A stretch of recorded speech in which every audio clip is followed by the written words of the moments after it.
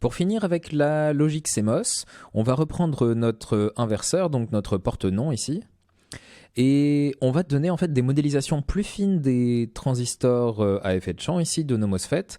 On va en fait modéliser des imperfections de ces transistors pour expliquer pourquoi est-ce qu'ils ne peuvent pas fonctionner à des très très hautes fréquences. Et on expliquera du coup à la fin de la vidéo rapidement pourquoi est-ce que les processeurs aujourd'hui sont limités, donc pourquoi les systèmes de calcul sont limités à des fréquences de fonctionnement de quelque chose comme 3 ou 4 GHz. Ok, donc on est reparti avec notre inverseur. Donc ici on a le PMOSFET, le NMOSFET en dessous et notre entrée logique. Donc si l'entrée vaut 1, la sortie passe immédiatement à 0. Si l'entrée vaut 0, la sortie passe immédiatement à 1. Donc jusque-là, pas de nouveauté. Premier élément qui a été rajouté sur ce circuit, c'est la résistance de 5 ohms ici. Alors, cette résistance, bon, la valeur, peu importe, c'est une valeur faible, elle correspond au fait que quand on a des circuits logiques, eh bien en fait, on enchaîne les circuits logiques les uns avec les autres. Et donc ici, tout ça, c'est notre inverseur, notre porte-non. Mais avant cet inverseur, à MOSFET, on avait un autre circuit, sans doute lui aussi à MOSFET, qui contrôlait cette porte-là. Cette porte-là, elle-même, elle est branchée sur d'autres choses derrière. Et donc, ici, si on a des MOSFET, quand les MOSFET sont allumés ou éteints, enfin en tout cas, il se passe des choses.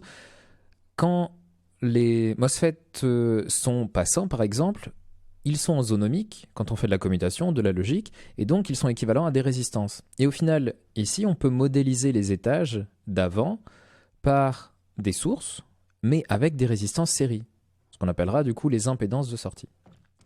Bref, donc ça c'est pour expliquer la résistance de 5 ohms. Mais cette résistance, finalement, elle ne pose pas de problème au niveau de la commutation. On a vraiment instantanément la sortie logique qui change de valeur lorsque l'entrée change de valeur. Et donc regardez l'échelle des oscilloscopes ici, donc les deux oscilloscopes sont à 200 picosecondes par division. Et pour vous donner un ordre d'idée, donc une nanoseconde, ça correspond à 1 GHz. Donc 200 picosecondes, ça fait pas beaucoup. Ok, maintenant ce qu'on va faire, c'est qu'on va donc commencer à modéliser des imperfections des MOSFET.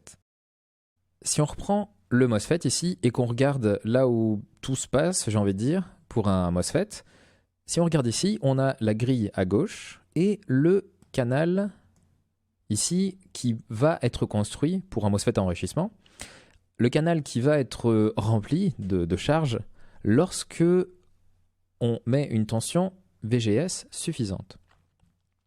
Mais je vous rappelle que le fait que le canal se remplisse de charge et devienne passant, ça vient du fait qu'on va charger une capacité.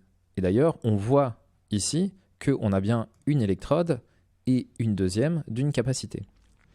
Et donc, l'effet de champ qui remplit le canal, il ne peut exister que si on vient charger cette capacité. Le problème, c'est que une capacité, ça va faire un filtrage. Et ici, en particulier, ça va faire un filtrage passe-bas qui pose problème. Alors maintenant, ce qu'on a ici pour la simulation, ça c'est un MOSFET idéal. Mais on va pouvoir rajouter ces composants pour modéliser le fait qu'au niveau du canal, ici, on n'a pas un truc idéal, parfait, qui réagit instantanément vite, mais on a des capacités qu'on peut qualifier de capacités parasites. Donc là, par exemple, je viens de rajouter une capacité entre la grille et la source de 1 picofarad, ce qui a une valeur très faible, avec une résistance série de 1 ohm pour aider à la convergence de la simulation. Alors, on peut aussi rajouter, on peut modéliser une capacité entre le drain et la grille du MOSFET, entre D et G. Par exemple, de 0,5 picofarad ici. Ça, c'est pour le MOSFET de type N. Et là, il faut bien comprendre que, je répète que ça, c'est donc un composant idéal. C'est un composant de simulation idéal qui n'existe pas dans la vraie vie. Et si on prend tout ce truc-là, ça correspond déjà un petit peu plus à un vrai MOSFET que vous pourriez avoir en laboratoire. Maintenant, pour un MOSFET en laboratoire, jamais vous n'allez rajouter ces capacités-là à la main, je veux dire sur une breadboard. Ces capacités-là, elles ne permettent que de modéliser des imperfections du MOSFET. Voilà pour le MOSFET de type N. On va faire la même chose pour le type P au-dessus. Hop là. Et ben maintenant, on va lancer la simulation et vous allez être sans doute assez surpris du résultat. Parce qu'il se passe plein de choses. Alors en fait, ce qui se passe ici, c'est des phénomènes de charge et de décharge de capacité. Parce que quand on change de potentiel, on va par exemple regarder ces deux capacités-là et la capacité GS pour le MOSFET de type N. Donc regardez ces trois-là, elles ont une différence de potentiel qui vaut d'ailleurs 5 volts. Lorsque l'entrée passe à 0, il va se passer des choses, mais là vous voyez que la différence de potentiel, elle vaut toujours 5 volts, mais dans l'autre sens. Ce qui veut dire que ces capacités-là ont dû se décharger puis se recharger dans l'autre sens. Et donc ça fait les appels de courant qu'on voit ici. Et si on regarde la forme de la sortie et la forme de la tension de grille. D'abord, on va commencer par celle-ci. Donc, ce que vous avez en vert ici comme courbe, c'est la tension sur le conducteur ici, qui est donc relié directement à l'électrode G du MOSFET de type N et du MOSFET de type P.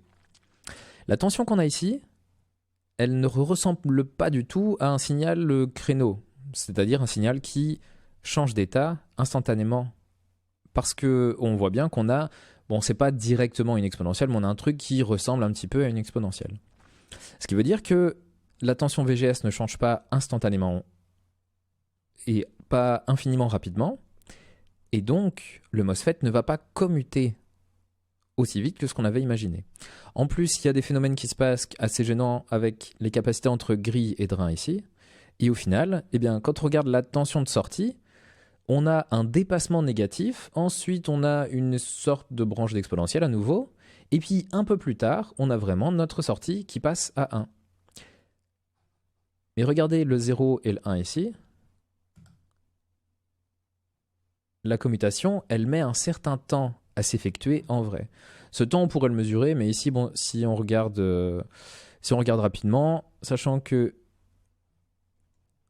1 carreau, une division correspond à 200 picosecondes. Bon, on a à peu près un petit peu moins de 200 picosecondes pour que la commutation soit vraiment effectuée.